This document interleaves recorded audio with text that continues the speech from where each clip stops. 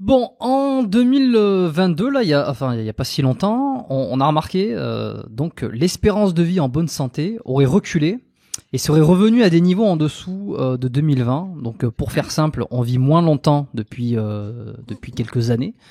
Hmm. Bon, est-ce que pour toi c'est logique dans le monde dans lequel on est? Est-ce que ça a du sens et comment tu l'expliques Ouais. ça?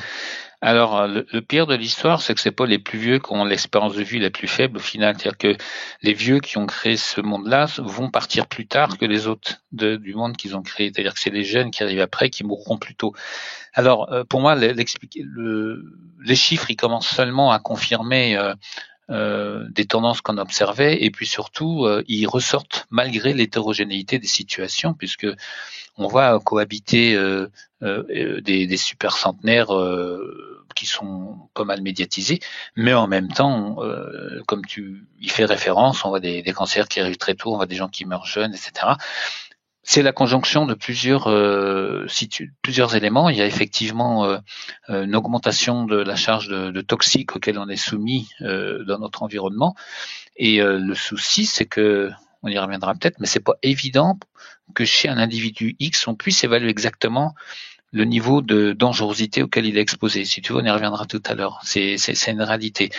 La deuxième chose, c'est qu'il y a un appauvrissement de toute la chaîne alimentaire, ce qui veut dire que pour une même quantité d'un aliment donné, il y a moins de nutriments qui nous sont amenés, et donc forcément toutes les fonctions qui sont assurées par la présence de ces nutriments peuvent être moins performantes, que ce soit pour la gestion du stress, pour la gestion des infections, pour la protection de nos tissus. À ceci s'ajoute le fait que depuis 15 ans maintenant, le niveau d'apport énergétique moyen des Français, pour parler de ce que je connais, est inférieur aux recommandations des experts. C'est-à-dire que les gens mangent moins que ce qui leur serait nécessaire, ce qui peut paraître extrêmement paradoxal par En rapport à termes, l'évolution du poids. excuse-moi, en termes caloriques ou en termes minéraux, En termes caloriques, éléments? les deux, évidemment, puisque comme d'un côté, la teneur en micronutriments de chaque portion globalement est appauvrie du fait que toute la chaîne alimentaire est appauvrie. Il y a déjà, pour une même quantité, par exemple, de pain ou d'épinards, il y a moins de nutriments que ce qu'amenait la même portion il y a 20 ou 30 ans en arrière. Mais en plus, la taille de la portion a diminué. Il y a les deux éléments. Donc, on est confronté à ça. Et en plus, il y a une vogue de si avec 3 repas, on a du mal à couvrir nos besoins, sautons un repas, c'est mieux puisqu'on va faire le jeûne intermittent. Ça, c'est encore un élément qui aggrave la situation. Alors, je vais un peu à contre-courant là-dessus, mais on pourra en parler. Et le Oui. troisième élément, c'est l'appauvrissement de tout notre monde bactérien et fongique qui est dans notre intestin. Et j'insiste beaucoup plus d'ailleurs sur le monde fongique que sur le monde bactérien, on y reviendra. Et puis le quatrième élément, c'est un niveau de stress chronique qui sert de détonateur à toute cette situation-là. Donc on a 4 ingrédients qui arrivent en même temps depuis 2 générations vraiment de manière frontale, et qui créent des conditions propices à ce que les gens tombent malades, parce que leurs aptitudes à surmonter ces contraintes plafonnent beaucoup plus tôt, et en fait sont dans l'incapacité de protéger le plus grand nombre d'entre nous. Et donc Ok. fatalement, Bon ça se alors, répercute sur l'espérance de vie en bonne santé. ouais, on a moins ce qu'il faut, on est moins en bonne santé, donc on vit moins longtemps, moins bon. Ok, c'est on va dire la cause à conséquence, c'est assez clair. Alors quand tu me dis que la nourriture est de moins bonne qualité ou qu'elle est moins riche en minéraux, oligo-éléments, micronutriments, ça me paraît, je pense que tout le monde est d'accord. Mais sur le fait que on couvre pas nos besoins, même d'un point de vue macronutriments, comment c'est possible, ou d'un point de vue calorique, comment c'est possible, puisqu'il y a de plus en plus de surpoids, de plus en plus d'obèses, et que j'ai plutôt l'impression qu'on mange plus que ce qu'on a besoin, en réalité. Alors, les choses sont pas tout à fait comme ça. À savoir qu'il y a un paramètre de l'équation qu'on oublie toujours, c'est le niveau d'activité physique. Bon, c'est vrai que quand aujourd'hui on a des experts qui sont payés par nos impôts pour dire aux gens, c'est pas 5000 pas par jour qu'il faut, mais c'est 3000 pas par jour, on a juste envie de dire, c'est pas possible, j'arrête de payer, quoi. C'est invraisemblable qu'on considère que faire 3000 pas par jour, c'est ce qui garantit aux gens d'être en bonne santé. Il y a une espèce de complaisance face à l'inactivité qui est sociétale. La deuxième chose aussi, c'est que l'excès de poids, c'est pas lié à la différence entre les entrées et les sorties, c'est lié à des décalages entre le stockage et le déstockage. Précisément, il y a 2 phénomènes qui jouent un rôle. Le premier, c'est que si on bouge pas assez, même si on mange pas beaucoup, on a peu d'occasion de mobiliser ses graisses. C'est pas en dormant qu'on va le faire. Et deuxièmement, c'est qu'il y a une hormone qui est un acteur clé de phénomène de mise en réserve ou de mobilisation qui est l'insuline. Et l'insuline présente d'énormes perturbations au niveau presque épidémiologique dans la société, notamment parce que le premier perturbateur du fonctionnement de l'insuline, ce sont les perturbations de l'écosystème intestinal. Il y a des exemples qui illustrent ça parfaitement. On sait aujourd'hui que des enfants qui subissent 2 antibiothérapies avant l'âge d'1 an ont 2 fois plus de risques de devenir obèses, quoi qu'ils mangent par la suite. Or, a fortiori, s'ils vont au McQuick, ça va pas le faire. Et deuxièmement, c'est aussi que selon le mode d'accouchement, le risque ultérieur de devenir obèse est augmenté. Donc, sous le fait de ces problématiques qui sont parfois transgénérationnelles, on augmente la probabilité qu'il y ait des dysfonctionnements de l'insuline. Et donc, si tu veux, on va faire une analogie, on va raisonner sur l'apport calorique en raisonnant sur un salaire. Donc imagine quelqu'un qui gagne 2500 € par mois et qui met 800 € de côté tous les mois sur un Codivie. Il se retrouve à travailler à mi-temps parce qu'il a un problème de santé, il gagne plus que 1200 € par mois, mais s'il oublie d'avertir sa banque, il aura toujours le prélèvement automatique de 800 €, il continuera de stocker. C'est-à-dire que la restriction calorique ne fonctionne pas, tout simplement parce que les problématiques d'anomalies dans le contrôle hormonal du stockage ou du déstockage est très très fortement perturbée. Et l'activité physique régulière est un des moyens de corriger cette anomalie.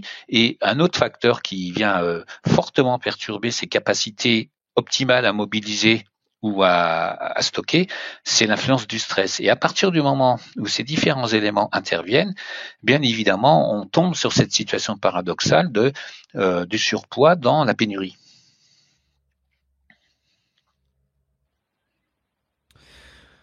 Ok. Donc, la majorité de la population ne mange pas au-dessus de ses besoins. Et alors, comment Non, elle stocke trop, ça paraît de manière anormalement importante et elle bouge.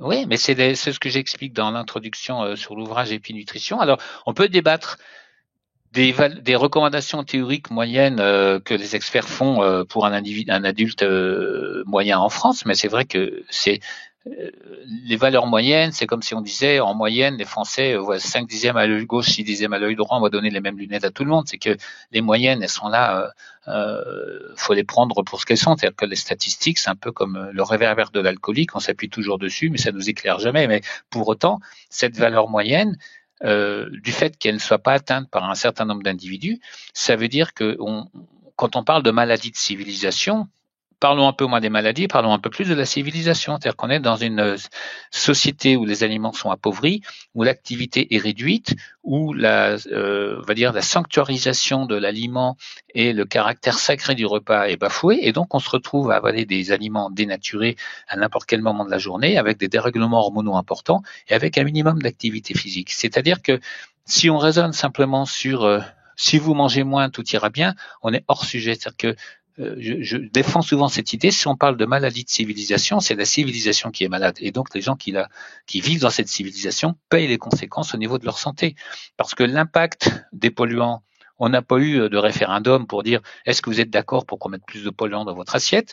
L'impact de l'appauvrissement de notre flore intestinale, on n'a pas eu des gens qui nous ont dit, vous savez, les antibiotiques c'est bien, par contre, peut-être que vos enfants, dans 30 ans, ils seront obèses parce qu'on vous en aura tout prescrit. Est-ce que vous êtes d'accord? Quand on a remplacé les bouteilles de verre par des bouteilles plastiques, on nous a pas dit c'est super pratique, le verre cassera plus. Par contre, vous allez peut-être favoriser les cancers de vos gamins. Quand le stress est devenu un mode de gestion des populations, on nous a pas dit, vous savez, on va peut-être vous détruire à petit feu. Le burn-out va devenir le mode de gestion des populations. Et c'est-à-dire que faire porter la responsabilité du surpoids exclusivement au choix du citoyen, moi, c'est des choses qui me paraissent un peu absurdes parce que ça dédouane les vrais responsables du problème. Je vais prendre un autre exemple. J'étais sur un congrès il y a quelque temps qui dénonçait le manque d'activité physique des ados français. Bon, c'est une réalité. Tout le monde dit les tablettes, machin et tout. OK. Et il y a un des experts qui dit, oui, 85% des adolescents français ne respectent pas les recommandations d'activité des experts. Bon. Et là, moi, j'ai pris la parole, j'ai dit, mais j'aime pas du tout la terminologie parce que imaginons un ado qui monte sur une mobilette, qui prend une rue à contresens, il respecte pas le code de la route, mais c'est pertinemment qu'il le respecte pas, et il sait, même s'il n'a pas été prendre des cours pour le code, il sait pertinemment que quand il y a un panneau sens interdit et qu'il s'engage, il commet une infraction. Ça, il n'a pas besoin qu'on le lui explique. Mais est-ce que les ados sont au courant des recommandations officielles d'activité? Et puis quand on est en zone rurale, avec un calendrier scolaire qui donne 2 mois et demi de vacances, qui calque les vacances sur l'activité de l'or blanc, où les vacances sont calées exclusivement pour que les gens partent au ski, on sort ou on part pour prendre le bus scolaire à 6h30 quand on rentre à 19h. Dans quelle mesure est-ce que la société offre la possibilité à ces jeunes de pouvoir avoir l'activité physique appropriée, avec des cantines qui offrent des repas adaptés, et après on vient leur reprocher le McDo qu'ils vont aller bouffer ou les écrans sur lesquels ils se mettent parce qu'ils sont fatigués. Bien évidemment, il y a une problématique de malbouffe, il y a une problématique d'écran, mais chacun doit se poser la question de sa responsabilité. Et pour moi, les politiques et les institutionnels portent 80% de la responsabilité de la situation aujourd'hui. Sauf qu'en disant aux gens, pour votre santé, évitez de manger trop gras, trop sucré, trop salé, on renvoie le citoyen à l'idée qu'il est le responsable exclusif de la détérioration de l'état de santé de la population. Et ça, c'est un mensonge institutionnel. Ok, donc tu es pour la responsabilisation personnelle, mais tu es pas pour uniquement la responsabilisation personnelle, et qu'en fait il y a des enjeux qui se jouent au-dessus, des enjeux et des règles qui sont au-dessus et qui sont importantes de mettre en accord. Parce que c'est facile de dire, comme tu expliques, quoi, c'est facile de dire, bon ben à vous de vous démerder. Ah oui, mais merci. Alors maintenant que t'as foutu la merde, merci de me dire ça, quoi. C'est un peu l'idée, quoi. Mais oui, mais c'est la même chose qu'avec les voitures, c'est-à-dire que les gens qui n'ont pas beaucoup de moyens et liés à des choix économiques dont on peut discuter, qui n'ont pas d'autre possibilité que d'acheter des voitures qui sont maintenant considérées comme polluantes, et c'est eux qui vont être amenés à payer. Alors que la vraie question de fond, c'est de se dire, mais quelle est la politique de transport en commun qui permettra aux gens de ne pas être obligés de prendre une bagnole pourrie pour se rendre à leur travail? Ça, c'est tout un tas de réflexions communes. Ouais. Et à un moment donné, si ces questions ne sont pas posées, c'est que le statu quo du système, il est bénéfique au fonctionnement de quelques-uns, voilà, et quelque part, on est indifférent aux inconvénients que ça suscite chez beaucoup. Tu regardes aussi la santé psychique des jeunes depuis 2020, il y a quand même des alertes qui ressortent régulièrement, mais à aucun moment tu entends des dirigeants dire, en fait, faire leur mea culpa, qu'effectivement le confinement a peut-être pas été qu'une bonne idée pour tous les 15-17 ans qui se trouvaient à ce moment-là cloîtrés, plutôt que d'être dans une structure d'enseignement où vous avez des interactions avec les autres. Il n'y avait pas d'évaluation du risque. Et donc, pour moi, il y a 3 niveaux de responsabilité. Ou d'action plutôt. Il y a ce que le politique, le dirigeant, l'institutionnel a comme moyen d'action pour s'inscrire dans un projet à long terme qui garantisse une meilleure santé de l'ensemble des populations. Parce que l'espérance de vie en bonne santé des Occidentaux diminue, mais on ne parle pas assez de l'espérance de vie des gens dans les pays émergents. Ça, c'est Gaza ou ailleurs. Ça, c'est la première chose. Deuxième chose, est-ce qu'il y a de la responsabilité du citoyen, trouver des stratégies sur ses choix alimentaires, sur son activité physique, de peut-être pas acheter des téléphones à leurs gamins quand ils ont 8 ans. Enfin voilà, c'est des choix citoyens où il faut être cohérent et intègre. Et puis, il y a la troisième responsabilité, sur laquelle moi j'insiste aussi, qui est sur la formation du thérapeute, qui doit rattraper les dégâts et corriger les perturbations, parce que ni les uns ni les autres n'ont été en mesure précédemment de prendre leurs responsabilités ou d'être convenablement informés de ce qui est vraiment important pour leur santé.